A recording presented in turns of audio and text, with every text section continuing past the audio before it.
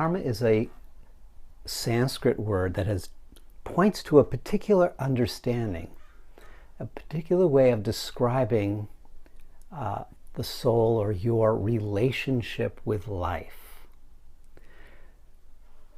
And as that word has transitioned from its home base, if you will, in India, into the Western culture, like any word that moves from one culture to the next, it becomes infused with, and it adopts certain connotations that are peculiar to the new cultural environment.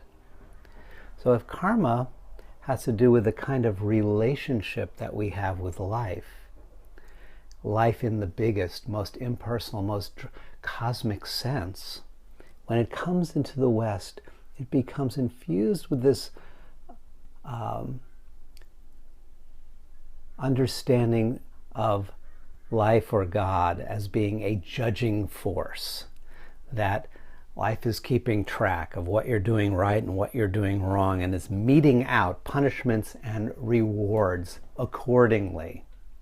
Which is why when I recently was swimming at our local YMCA, and I left my swimming goggles there and realized it a day later, these wonderful swimming goggles, and I wanted to go back and get them to the lost and found, figuring they're not going to be there. And the gentleman behind the counter said, "Oh, come back here. We have this giant box of towels and bathing suits and flip-flops and all kinds of things." And right on top of the whole pile, there were my goggles. "Oh, my goggles." And he said, "You must have really good karma." Again, just part of his everyday speech. You must have good karma, meaning you did something really good to have your goggles be returned to you so easily. But karma has nothing to do with punishment and reward. Karma, from a spiritual perspective, from a mystical perspective, points towards a relationship with life that is one that is less a courtroom and more of a classroom.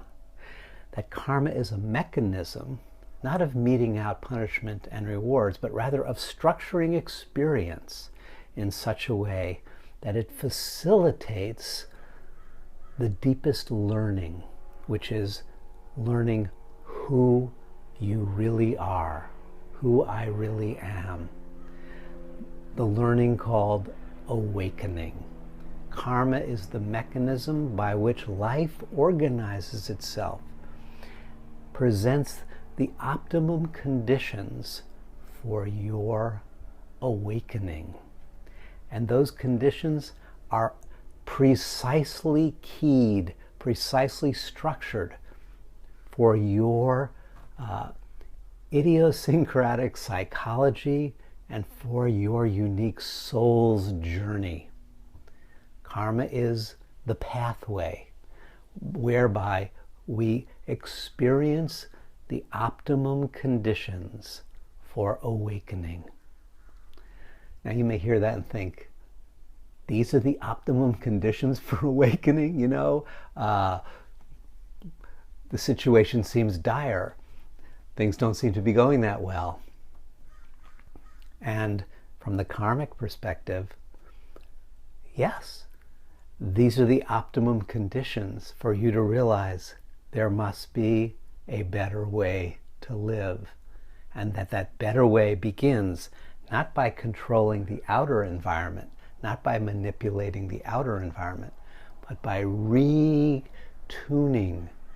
by recalibrating, and by transforming the mind, the heart, and the memory tracks.